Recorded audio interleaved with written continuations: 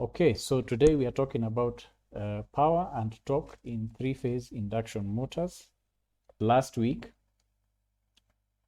we started off with the three-phase per phase equivalent circuit of the three-phase induction motor.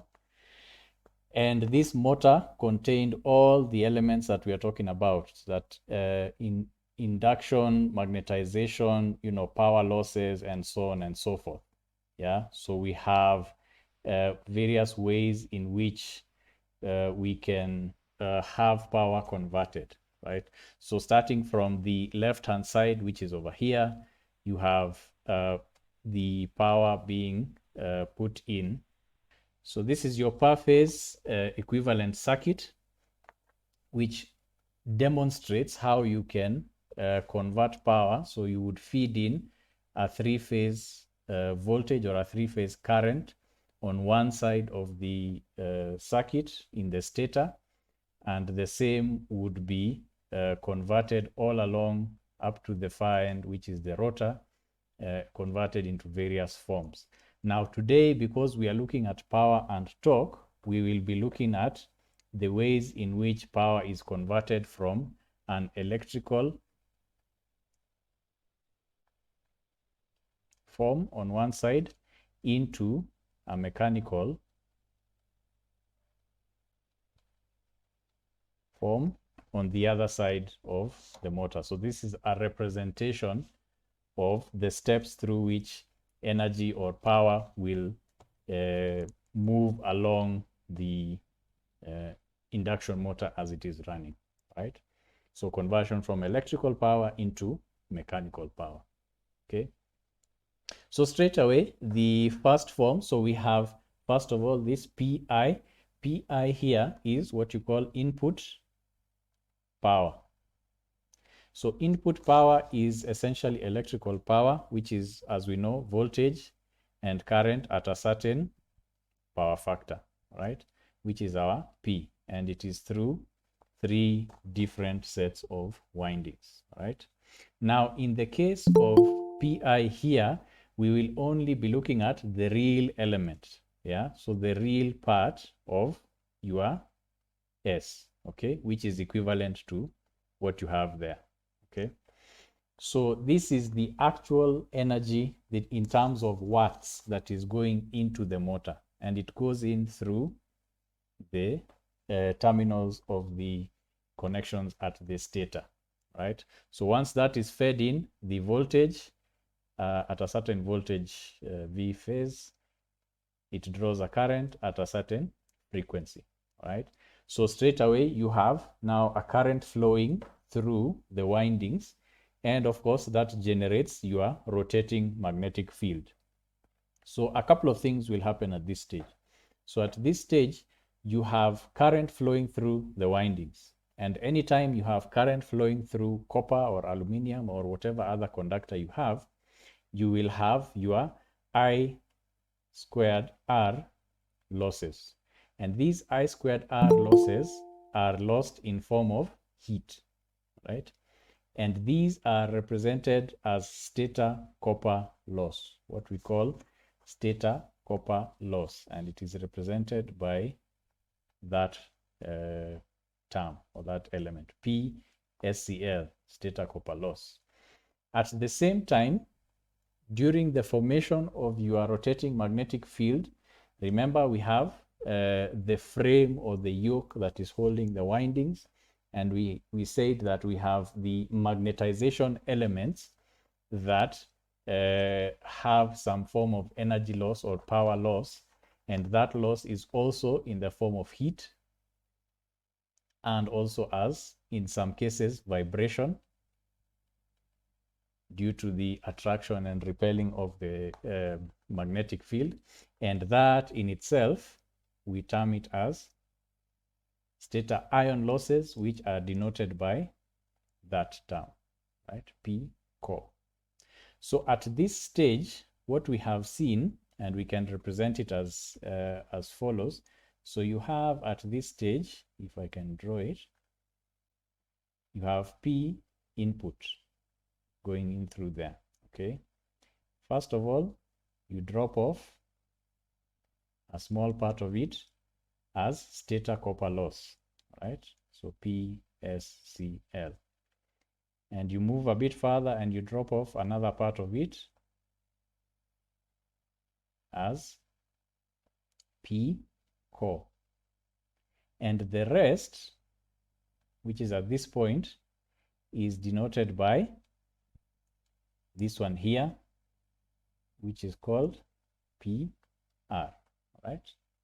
Okay, but before we get to PR, in fact, this is a bit misleading. There is a power that will move from the stator into the rotor, all right? So at this stage, this is your stator side, and at this other side, you have the rotor. The rotor. Okay. So the power at this point, what you are left with after you have removed stator copper losses and core losses, you are left with what is known as PAG, or air gap power, right? This is called air gap power. And actually, it is not PR as indicated here. So it is not PR as indicated here. It is actually PAG. Okay. So we have reached up to this stage, right? So you have your power, which is air gap power, and it is being inputted into the rotor. Okay. So actually, we want to kind of move them across. So you would then have your power that moves across to your to your rotor, looking like that. Okay. So then at this stage, you can then, we say that you have had your power crossing over through the air gap, and it is now in the form of a magnetic field that is induced within the rotor. Okay, so the amount of power that crosses over moves across to the rotor. So if we can indicate this accordingly, so let's call this the air gap, and it has crossed over to the rotor. Now within the rotor, you then have your what you call converted power that is available to the machine. However, okay, remember you have your power that is at that magnitude, that is your air gap power, but you will drop some of the power because once again you have current that is flowing through the rotor in its conductor bars, and that has an effect of having I squared R losses in the form of heat. Remember, you had your current here, which was being denoted by I2. Okay, so we have reached this point here. So I2 is the rotor current that we are seeing here, and it is flowing through these copper bars that you're seeing on that side. And because of that, you have some losses of I squared R, and therefore we say this is dropping PRCL, the rotor copper losses, PRCL. Okay. Once you've dropped your current or your power due to the heat losses, what you're left with is now your converted power. So this is P, CO, and V, which is available at this stage, right? And it is the actual power that is available. Here you've seen it being denoted as PM. It is actually P converted, and that is the power that is now available as a mechanical power. Okay, so P converted at this stage is available as mechanical power, but before it is made into the final useful power, which is the output power or shaft power, there are some losses that we lose in the form of windage and friction. So windage is the losses due to for example, if the fan is running or any air resistance that is encountered by the motor or by the rotor as it rotates. And friction, of course, is the losses within the bearings of the machine. So that is combined into what we call rotational losses, right? And therefore, those rotational losses, after they have been deducted, what you're finally left with is our output power, which is known as shaft power. So those are the stages within which our power is converted through. So a key turning point is here when you change from electrical to mechanical. That is one conversion, which we call the converted power. And another key stage is here where you're crossing over from the air gap from the stator to the rotor, right?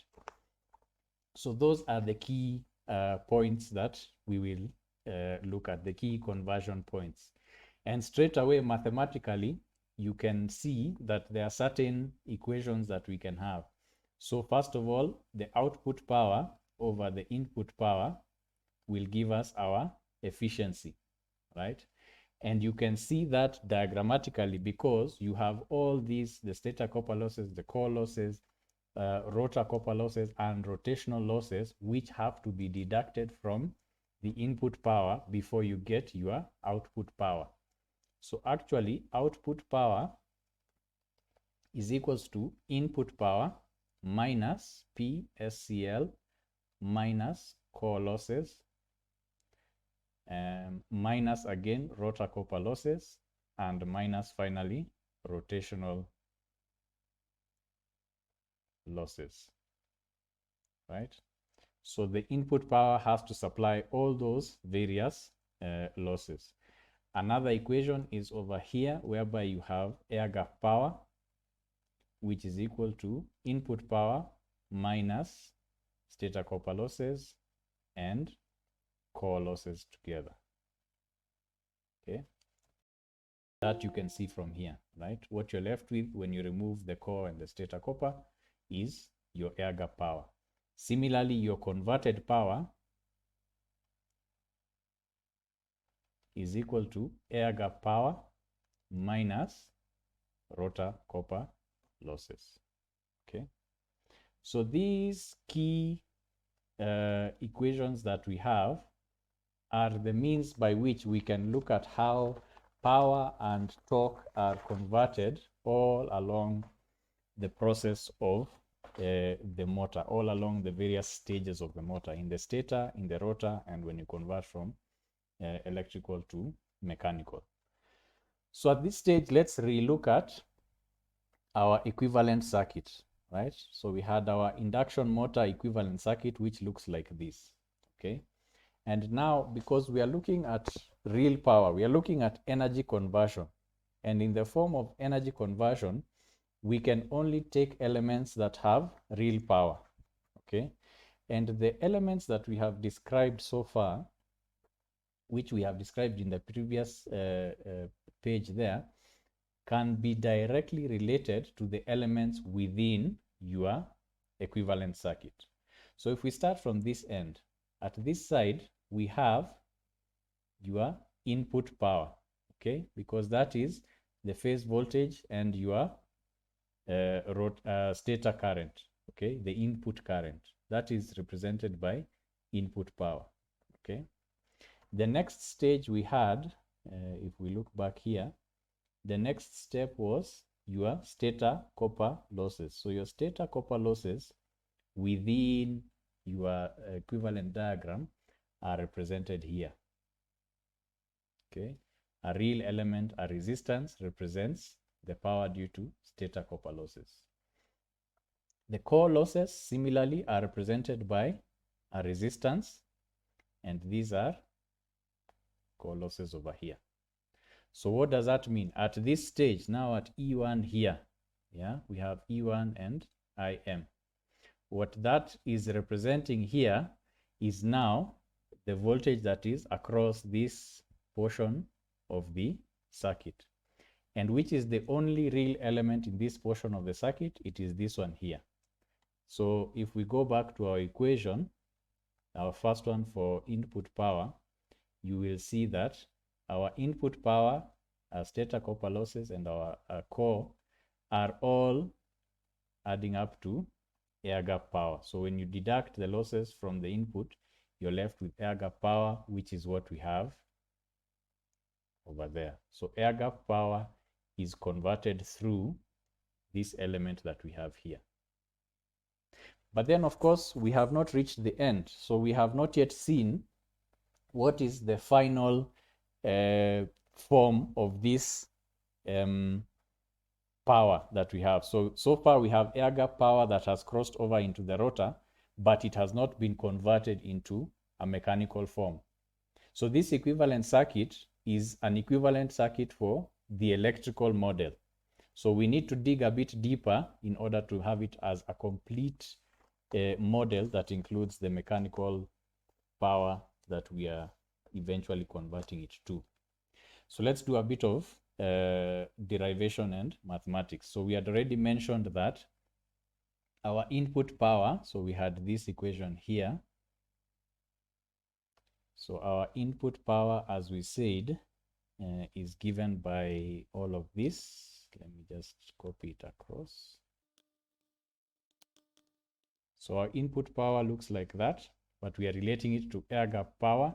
So in this case, in order for us to have it in a slightly different form, we can say that our air gap power, which is denoted by here, yeah, in addition to being equivalent to this, our air gap power at the same time is represented by this resistor element here, which is R2 over S.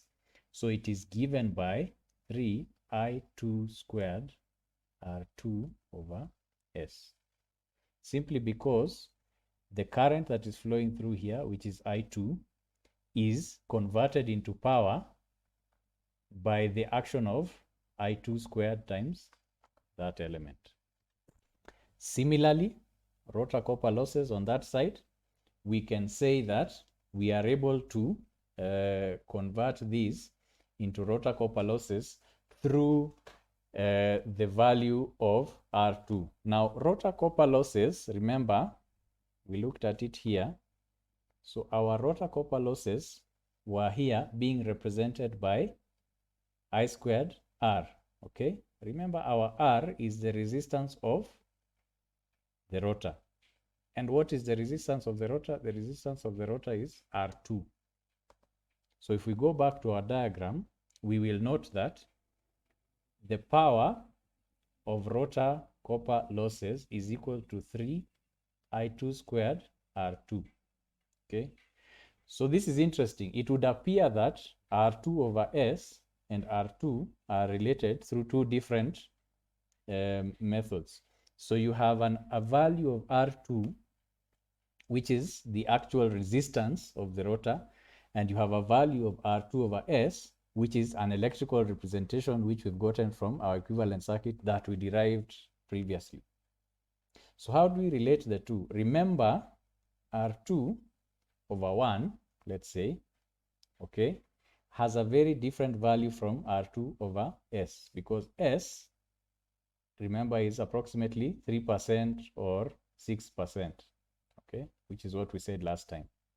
So this value R2 over S is much, much larger than R2, simply because you're taking R2 and dividing it by a small number, all right?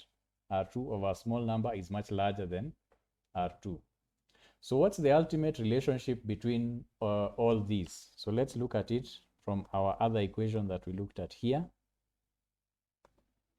So we have yet another equation that we can pick from here. So we have our converted power, which we can use to relate the two. So let's copy paste our converted power and bring it over to this side. Okay, so you have our converted power, which we have here, and it is relating these two. So if we now say that we want to get converted power you can then now talk of converted power is equal to, if we substitute these two, air gap power, 3I2 squared R2 over S minus 3I2 squared R2, which we can still simplify and say 3I2 squared R2 over S minus R2 is equal to converted power. Okay. And we can further simplify it again. 3I2 squared, let's take out the R2, into 1 over S minus 1. Okay. And this then becomes 3I2 squared R2, 1 minus S over S. Okay. So you have elements that can be used now to determine what these two are. Remember, from our relationship here, we have at this stage, yeah, your converted power here, it's changed into two forms. It is changed into output and rotational losses. But before we get there, we are at air gap power here. So your air gap power is changed into converted power and rotor copper losses, okay, which is where we got this one of air gap power, right? That's how we relate the two.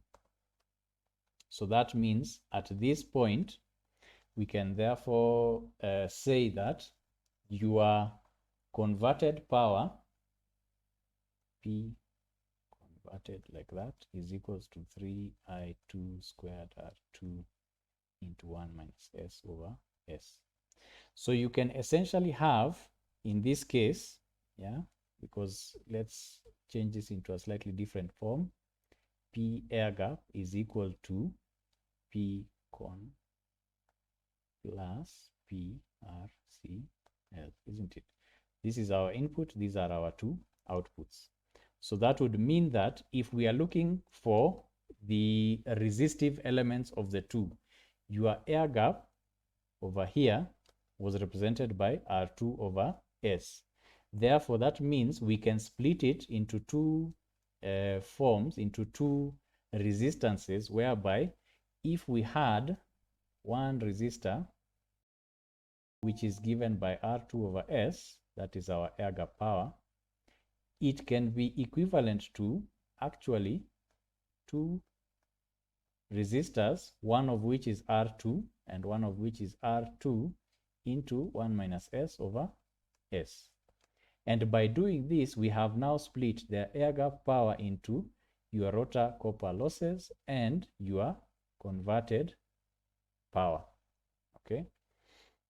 So by slightly modifying your circuit, you then are able, in this case, to have a full mechanical representation, because remember, our converted power is essentially mechanical power represented by your, at this point, this is the stage at which you have now changed from electrical to mechanical, and your converted power only needs to be, to have deducted, we only need to deduct rotational losses from your converted power in order to get your output power.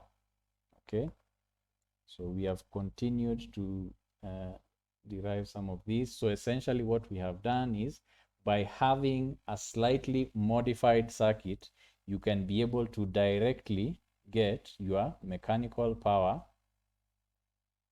in your equivalent circuit, which was purely electrical. So you've split this into two, and you now have an electrical and a mechanical component, right? Let's look at this circuit a bit more.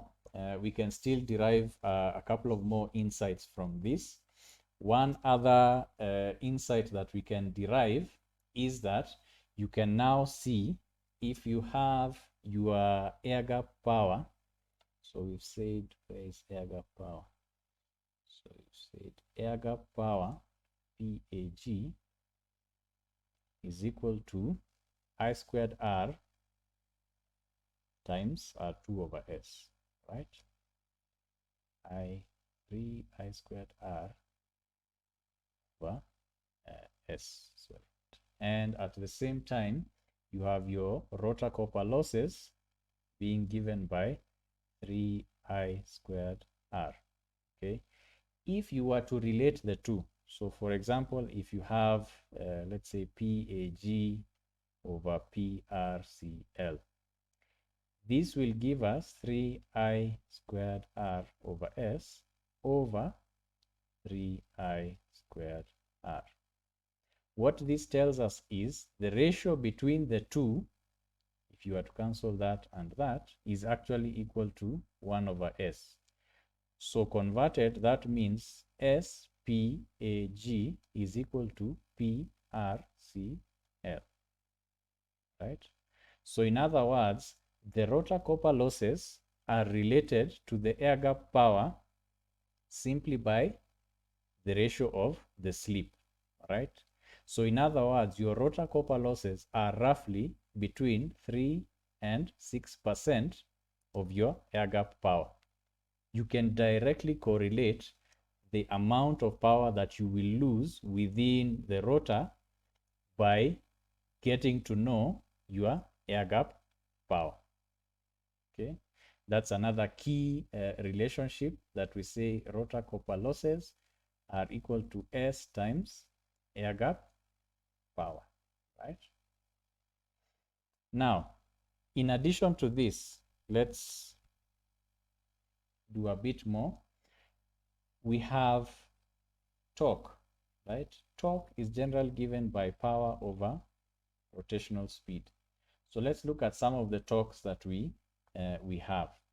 We have one form of torque which we call induced torque, and that is given by,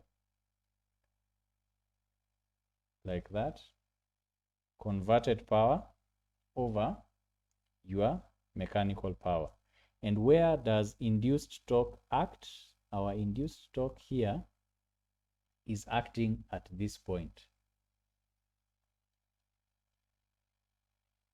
Okay, when you have your converted power, which is at this point, that torque that is at this stage, before you take into account windage and friction, that induced torque is the final torque that you can get just before you take into account mechanical losses, right? And bear in mind, it is related to your mechanical speed. We are using mechanical speed over there, okay? It is converted power. Now, at the same time, remember that your mechanical speed, your mechanical speed is equal to 1 minus slip times your synchronous speed, right? Remember what we said, ns minus n over ns. That is what gives us our relationship there. Now, because we have this relationship, you can then feed this back in and we say your induced torque is equal to converted power over 1 minus s into synchronous speed. Okay, but remember what we said up here, right? Your rotor copper losses are equal to the air gap power. However, what was converted power? Converted power is equal to air gap power minus rotor copper losses. So if we say is equal to air gap power minus rotor copper losses, and we already have this in the representation of in relationship to slip. So you have air gap power minus this here, which is slip times air gap power, which then gives us 1 minus s times air gap power, right? All these things are interrelated. They are all interrelated to each other.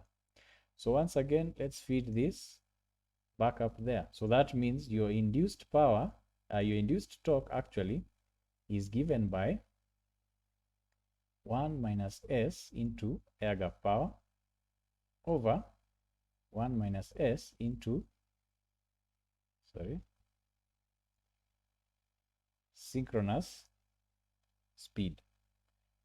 These of course cancel out, so you're left with your induced torque. Remember, this is your mechanical torque, is given by air gap power over synchronous speed. So what is the advantage of this form? The advantage of this form is that your synchronous speed, remember, can be calculated directly from the frequency. Okay, it is directly proportional to your frequency, and your air gap power can be related to the input through all this. If you know your stator copper losses and you're able to identify core losses, you can be able to get your air gap power from input power. Okay, and this becomes useful in that you can use this characteristic in determining some of the values of the parameters, and that's the next lecture that we will go into. So what we then end up with, and which we are able to make use of, is a kind of modified equivalent circuit, which now encompasses all the elements that we've talked of when we are talking about power. So you have your stator copper losses, your core losses, rotor copper losses, and converted power, which, as we said, is the mechanical power that is available at the shaft side before you take into account windage and friction losses. Okay, and that is now a circuit that we can make use of in terms of trying to identify the power and the torque that is necessary in order to run, or that you can get out of your three-phase induction motor.